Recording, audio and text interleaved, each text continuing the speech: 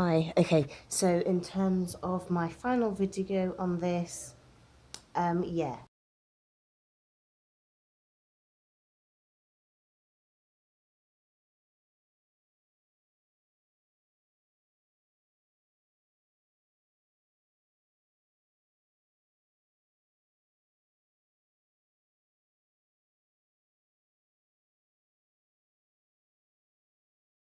So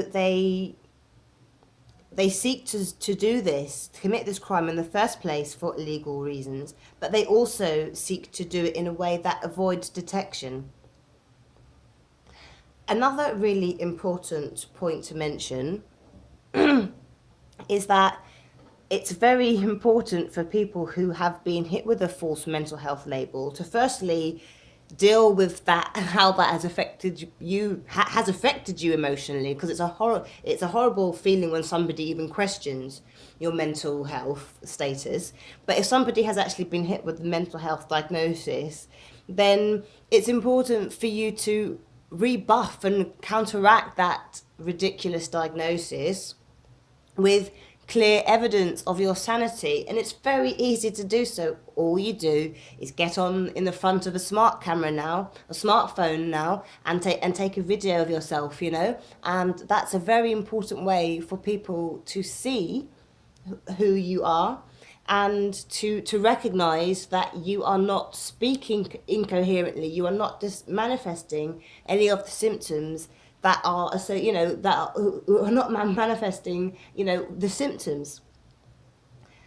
Right, so another point I'd like to mention is that sometimes doctors do get the diagnoses wrong, and that's because they can't imagine deviant psychology. And even though they have studied it, they may be, into mental health psychology, but they are focusing on your mental health rather than the mental health of the perpetrators.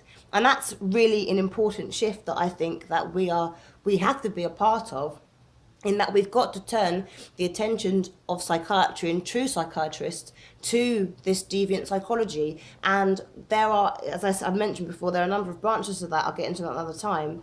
But that's a really important part of this solution in the long term. Right, so I'll just recap on some of the points that I've noticed in terms of all this problem.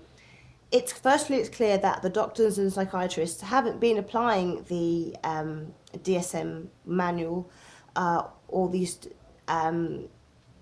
when they are suggesting that the victims are delusional, because, as I said, no information contradicting organised stalking has ever been put forward.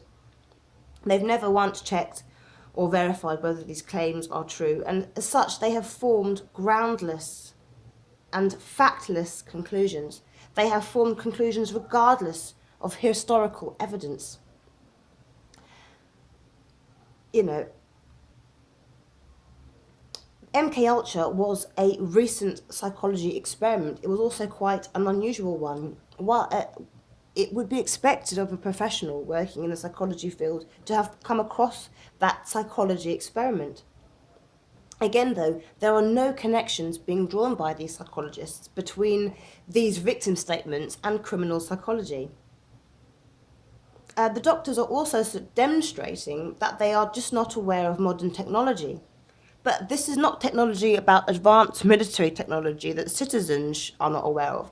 They're not aware of neuroscience technologies, psychological technologies that they should be aware of.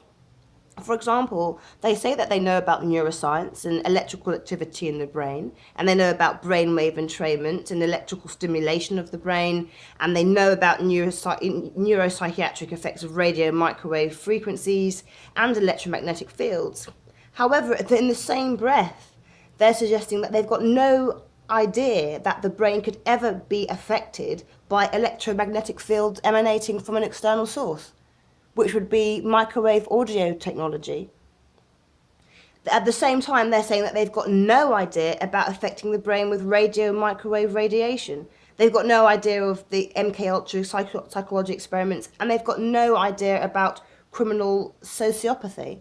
Okay, so what I'm saying is, some doctors may just have gone on the wrong path and assumed that they've believed the hype, and they haven't thought about it deeply enough. But when we do think deeply about it enough, it's very clear who, you know, what is making sense and what isn't. And it's time and time again, what doesn't make sense is the deviant's crime, the deviant's lie, because they are not acting as fully developed human beings. They have not developed certain faculties.